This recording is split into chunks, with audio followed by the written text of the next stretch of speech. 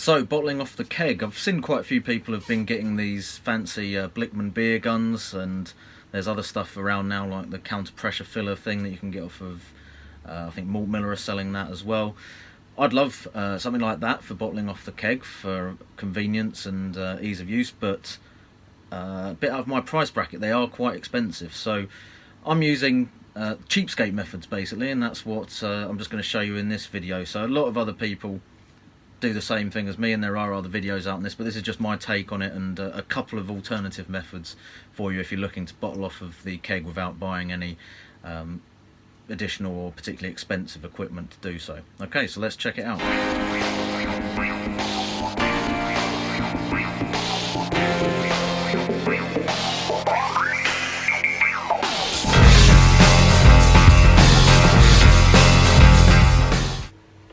Right, slightly awkward camera angle, so I'm going to have to crouch down here. Hopefully my knees will hold out for the duration of this process. So the first method is just going to be using your standard party tap.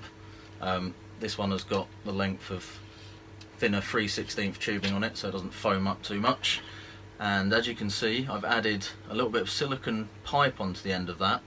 Don't know if you can see there, but I've just cut the end of it on an angle as well. And that is just about long enough, if we pop it into a bottle, to go down to the base of the bottle and fill it up from the bottom. So far, pretty much the same as what you will have seen a lot of other people doing. I've added an extra step into this to make it more like the expensive beer guns, and that's to use an empty keg basically to purge the bottle with CO2. So I filled up this keg with Star San, or just water would be fine, and then drained it all through under pressure to fill it up completely with CO2. I've cranked the pressure up quite high on it, so I think it was just under 40 psi to give it enough gas to really push some gas through here. And then I'm just going to connect my party tap onto that empty cylinder full of CO2, and then pop the tap and tube into the bottle. The bottle's obviously been sanitized beforehand as well, and give it a quick blast of gas. So just a couple of seconds of that, and that should be nicely purged with CO2. I'm using a flip top here, so I can just pop the lid back on there, and it will hopefully hold the gas.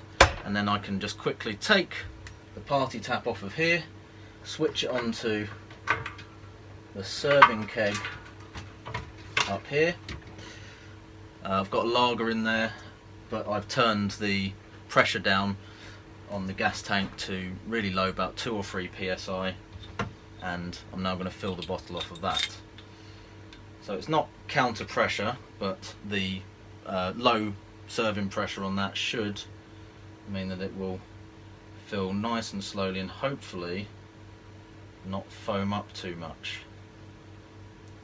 So the main downside of this method is it is going to take a fair bit of time. You can do it a lot faster if you have the pressure higher, but you're going to lose quite a bit of beer out the top of the bottle in foam. This beer is fairly well carbonated, so it is foaming up quite a bit, even at this really low and slow filling rate. But once those bubbles get to the top, that will have pushed all of the gas that I already purged it with out the top, and there's only CO2 coming out of the beer, so any worries about oxygenation or oxygen getting into the bottle should be gone, as long as we put the cap on nice and quick afterwards. So it's a good idea to have a tray underneath you if you are going to get a bit of foam coming out, as I'm getting here, which I haven't got, but never mind.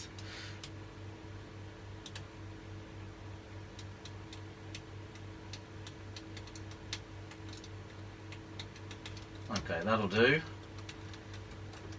So as I said, with a lower carbonated beer, that might have been a bit cleaner, but I've pretty much got that up to the neck of the bottle, so once the foam has settled there, that'll be a reasonably well filled bottle and flushed with CO2 as well beforehand.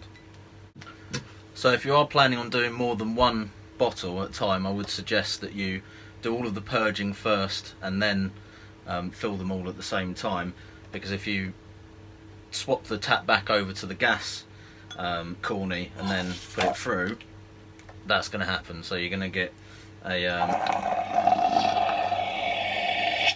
whole load of froth coming out, and obviously that's going to make it more likely that your next bottle is going to froth over the top quite a lot.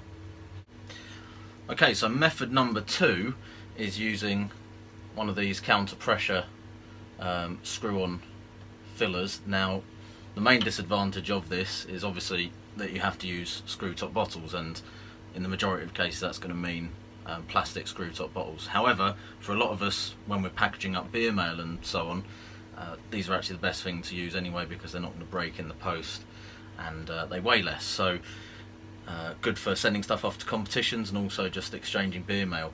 Now, there's already a video or full review on this and all the other things that you can do with it. I'll put the link up there to that, but just going to revisit it for this because obviously it's relevant to bottling.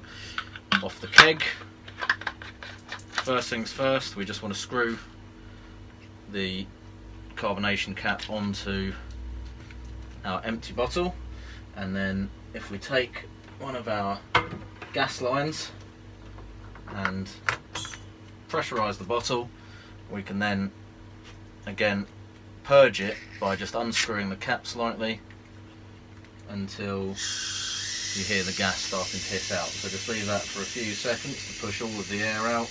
Again, the tube that's attached on the bottom of that will take it down to the bottom of the bottle, and in this case it's going to mean the gas is being pushed up from the bottom and pushing out any oxygen. So that's more than enough there. Screw it back up, take off the gas line, and you've now got a pressurized plastic bottle, which means it will also do proper counter pressure filling, whereas the other method didn't. So in order to do that, we now need a little jumper to attach the product outlet on your keg to the bottle. So it's basically just the length of standard beer line with 2 disconnects at either end ready to go on to the keg. So I will attach that onto our keg there. Make sure that you have it connected to gas at the same pressure as your you've just filled your bottle up with, and then simply attach it onto there. And all we need to do is gradually unscrew it, and as you start to release the gas from the top, take it a bit more easy than that if you want to avoid it frothing up. It will then fill the bottle, hopefully without it going too crazy and frothing all out of the top. Now, you can usually, because of the counter pressure, fill a bit quicker using this than you could with the other method. So you can see we've got quite a bit of froth when it initially started, but then the pressure, sometimes it just randomly seems to seal back up and stop there, but it's off again now. But the pressure, counter pressure acting against it, will stop it from frothing up too much as you go along. So just get that up to the top.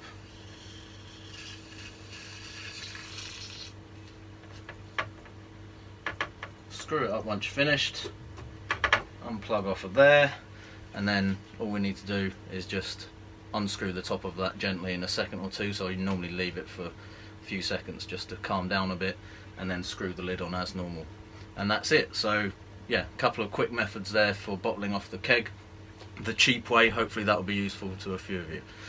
Cheers. I'm the dude, so that's what you call me, you know, that or his dudeness or duder or, you know, El Duderino.